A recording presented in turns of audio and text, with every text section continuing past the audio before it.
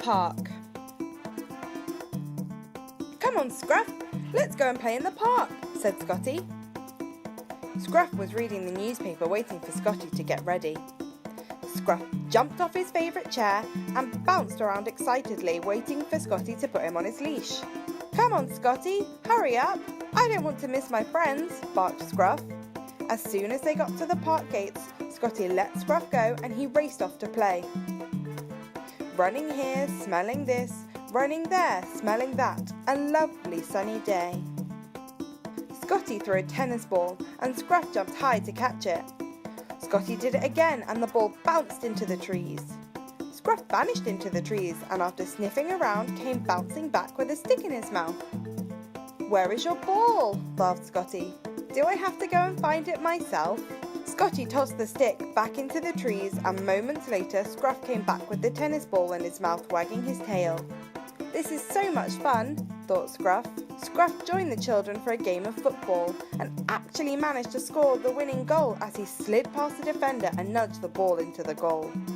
Then, after resting in the shade, Scruff played frisbee with Scotty and their friends, jumping and leaping to snatch the flying disc as it whistled through the air. All this running and jumping made Scruff very thirsty, so they stopped at the water fountain for a drink. Scruff tried drinking from the water fountain. The cold water squirted all over his face. Scotty laughed and laughed as Scruff tried to drink, but the water sprayed everywhere. Scruff and Scotty rested in the sun. All that running, jumping and laughing was hard work. Lying on his back, looking at the sky, Scruff heard Jasmine approaching with all her dogs. Scruff leapt up and bounded over to meet all his mates, and soon they were racing around, jumping over and crashing into each other. "Crazy dogs!" shouted Scotty. "I'm too hot. Can we have an ice cream, Scotty?" Scruff panted.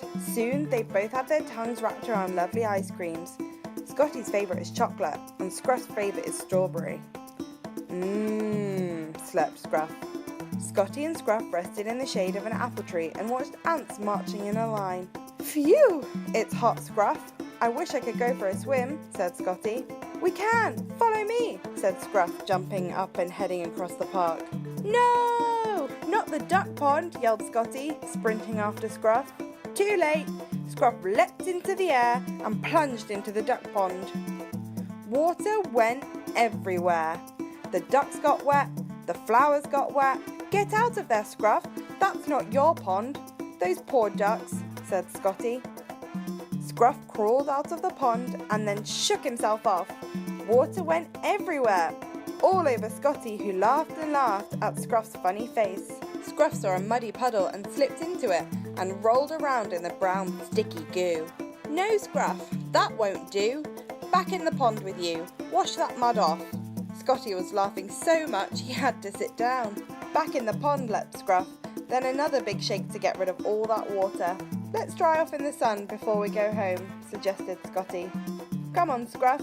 Time for dinner," said Scotty when they were dry. Scruff could hardly stay awake to eat before collapsing into his favourite chair, too tired to dream. Shoo! Shoo! "What a fun day in the park that was, Scruff," said Scotty as he turned out the light and listened to Scruff snoring. Shoo! Shoo! Scruff says, "Remember, boys and girls, always wear suntan cream and a hat. Poor Scotty got sunburnt. Please do not jump in the duck pond unless you are wearing a life jacket. Strawberry ice cream is the best, but if you have a long tongue, then 2 scoops of ice cream is yum yum yum. Make one of them strawberry and the other chocolate."